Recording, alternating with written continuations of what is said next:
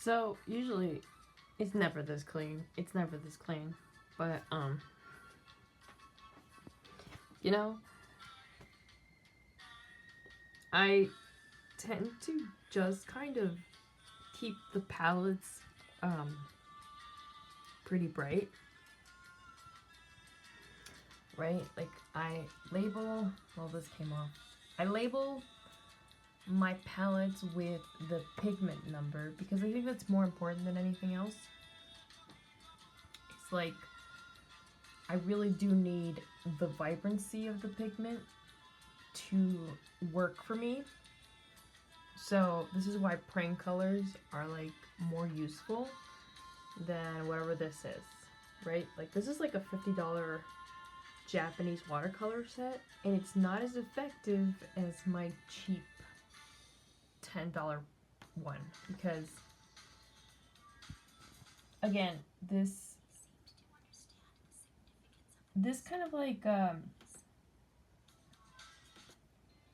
it's kind of like, how do I explain it?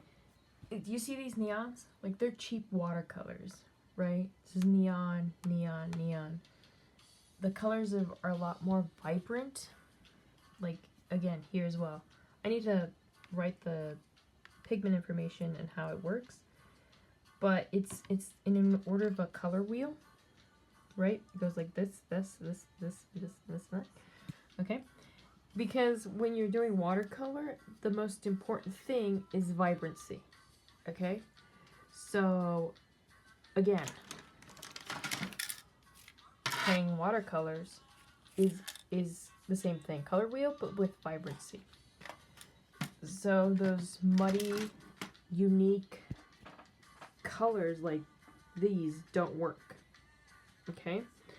Don't work because like you need to mix zinc, and zinc is an opaque color, and then it would turn it into gouache, which kind of like defeats the purpose of trying to get vibrancy, smoothness, and like use like white for like highlights and just like little tiny details. And that's about it. It is the cleanest medium out there, okay? There's nothing like it. Nothing beats like watercolor in vibrancy, in transparency, in luminosity, because of this method that is you're laying first the lightest pigment and then you're working towards your darker values to finally finish it off with your kind of like your really granulating watercolors. So this is where your granulating watercolors come from. Usually I use these bottom ones, which are the expensive pigments like cerulean, cobalt, you know, violet, and a dark Van Dyke or Payne's Gray. Okay?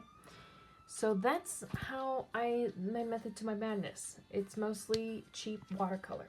Cheap watercolor and dollar store pens, like ballpoint pens. And if I can't get that, then I have to resort to the micron, the smallest one. So 003. This is my workhorse. This is all I use. There's nothing I use other than this, because nothing really works like this, because it needs to be thin. Again, we're working with cotton paper, which cannot be too large when you're scanning it. So yeah, it's a hassle. It's not for the faint of heart, okay? It's not for the faint of heart. Traditional art is just it's another thing. Right? It's another thing. I don't recommend it, but you know, if you have to make a living, go digital, which is what I did. But again, you need portfolio, you need work to like actual archival work.